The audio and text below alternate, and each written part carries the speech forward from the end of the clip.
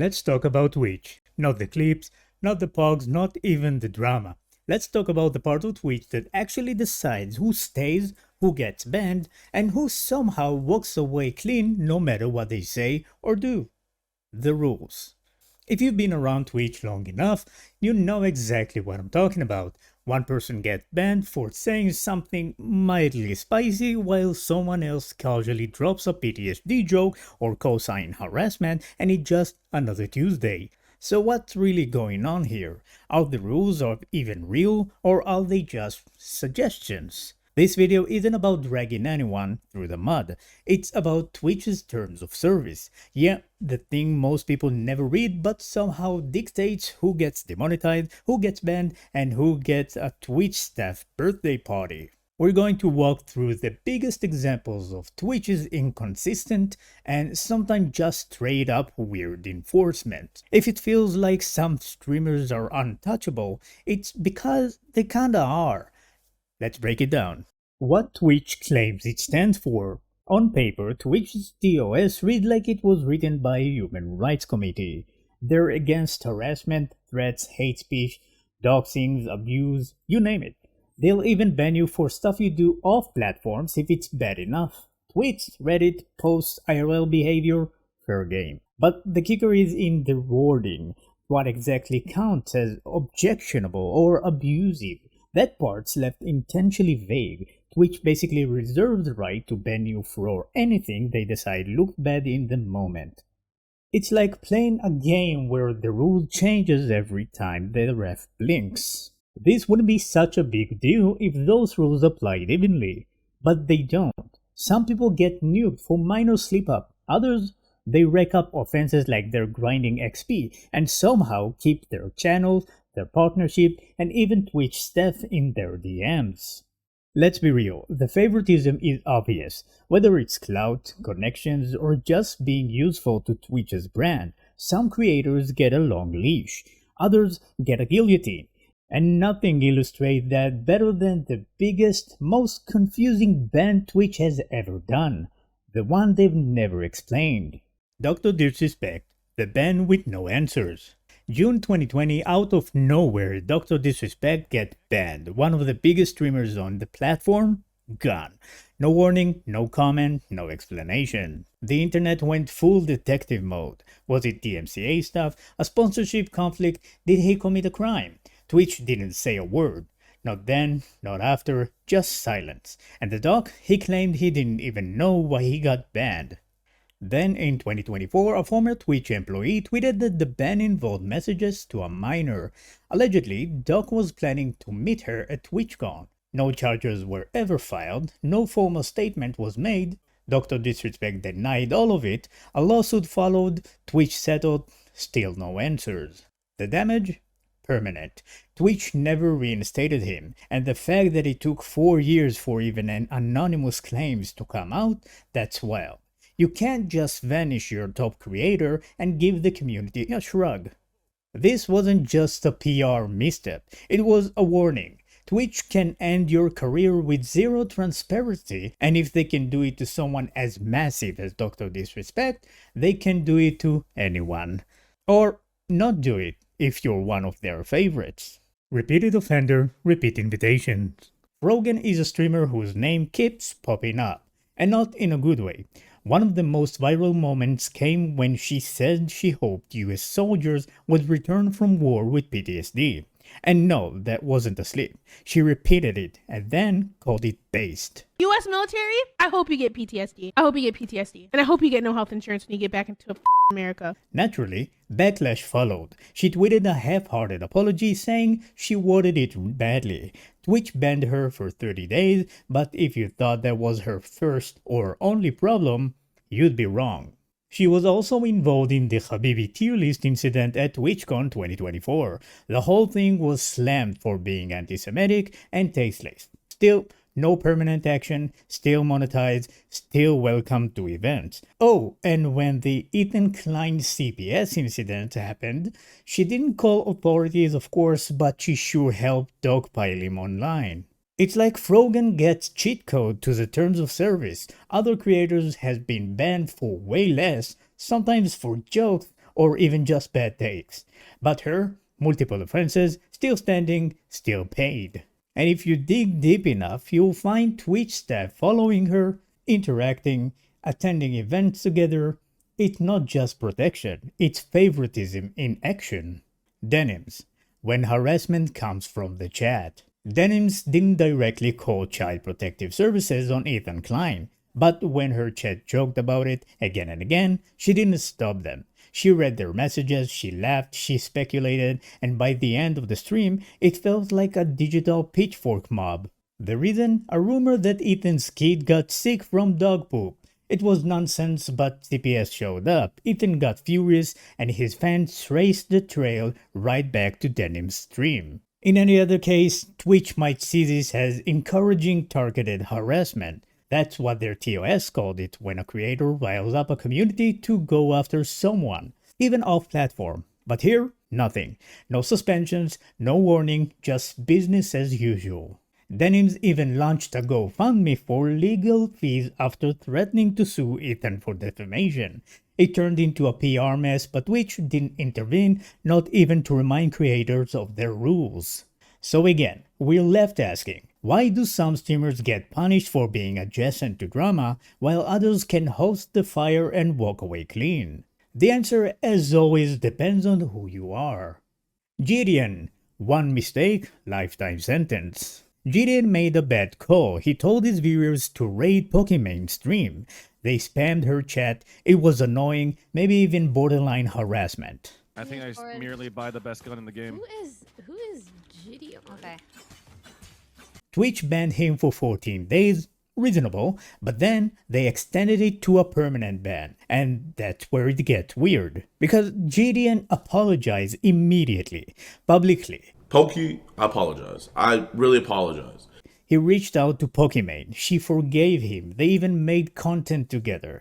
End of story, right? Wrong. Twitch kept the permaban forever. Meanwhile, creators with more consistent TOS violations like Frogan, like Denims, remain untouched. The whole situation exposed the truth no one wanted to say out loud. Twitch doesn't just punish based on the rules, they punish based on politics, on brand alignment, on who they think is worth protecting. JiDion's not the only example, but he's one of the most blatant. Because when Pokimane, Twitch's poster child, says let him back and Twitch still says no, that's not about rules. That's about control. The Amouranth and Indiefoxx double standard.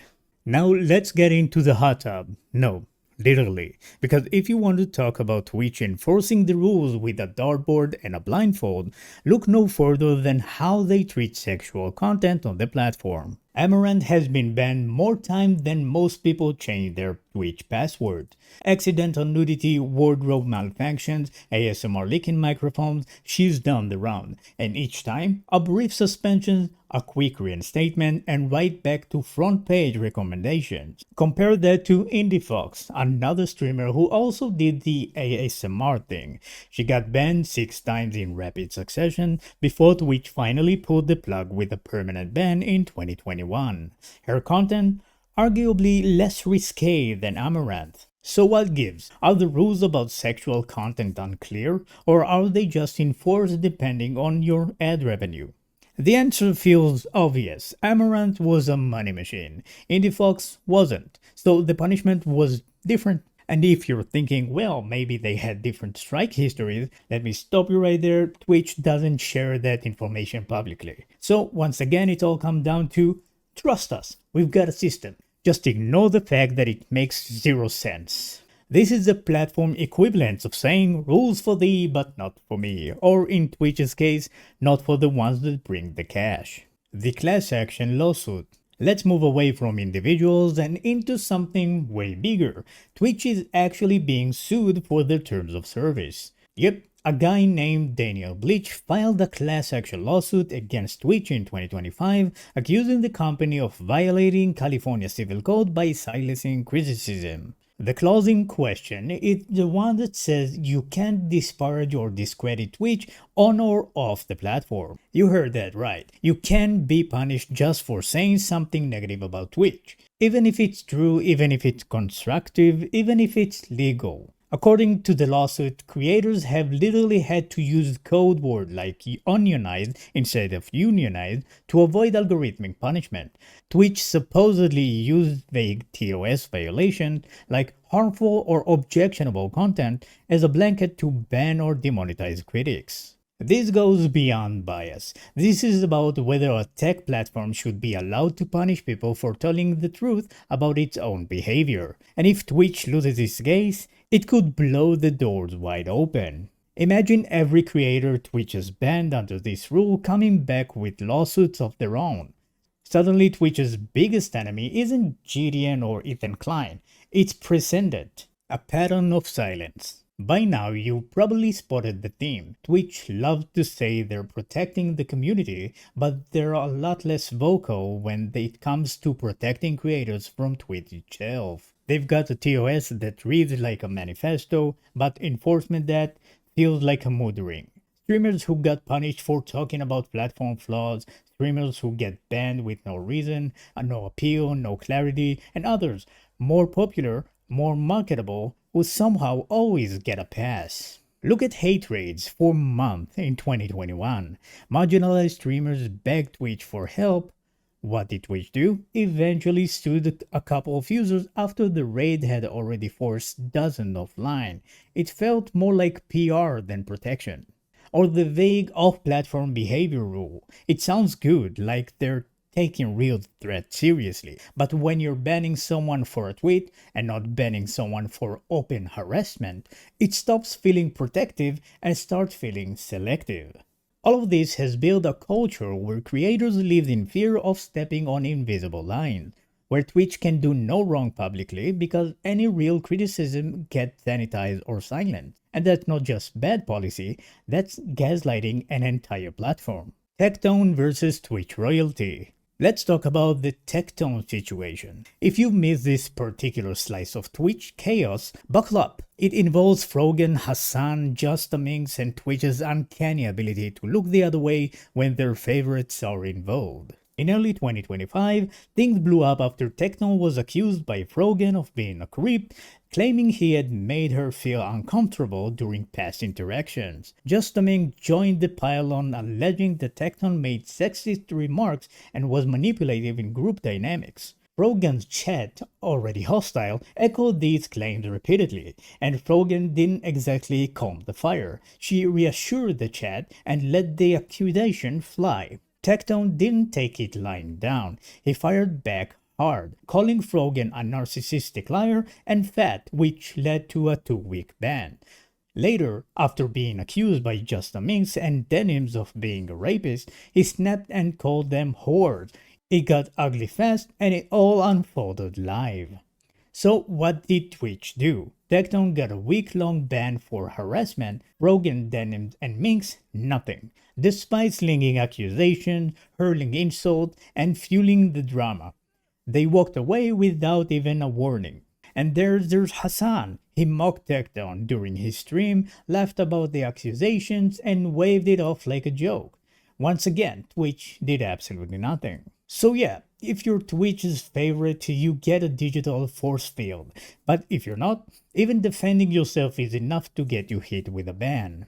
Twitch celebrates its favorites. If you still think favoritism is just a conspiracy theory, let's talk about birthdays. No, really, in 2024, Twitch made an internal happy birthday video for Hasan Piker, a cheerful in-house corporate tribute from staff and even executives, celebrating one of their biggest streamers like he was a national treasure. Is that against the rules? No, but it says a lot. Because while most creators worry if one wrong word will get them banned, Hasan gets custom birthday videos and immunity to criticism. This is the same guy who made tasteless jokes about US veterans, platformed a Houthi rebel during a hostage crisis, and casually dismissing other streamers' personal traumas. But Twitch, they're busy singing him happy birthday in unison. Meanwhile, people like Tectone and Asmongold speak out about real moderation issues and get labeled as problematic. Twitch isn't just playing favorites, it's giving them party favors.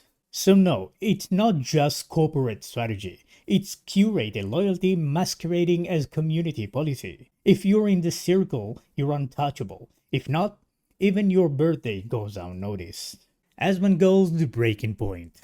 And finally, Asmongold, one of the most recognizable voices on Twitch, and someone who's finally had enough of pretending everything is okay. He didn't storm out or rage quit, he just stepped back. When moderation decisions stopped making sense, when favoritism became too obvious, and when Twitch ignored real issues, he decided to stop playing along, so he began multi-streaming on Kick and Twitch. There are even rumors swirling that he'll start streaming on X too. This wasn't a quiet shift, it was deliberate. Asmongold called out Twitch directly, slamming their broken terms of service enforcement and their blatant protection of political streamers like Hasan. And while Twitch didn't ban him for it, the way they ignored his feedback spoke volumes.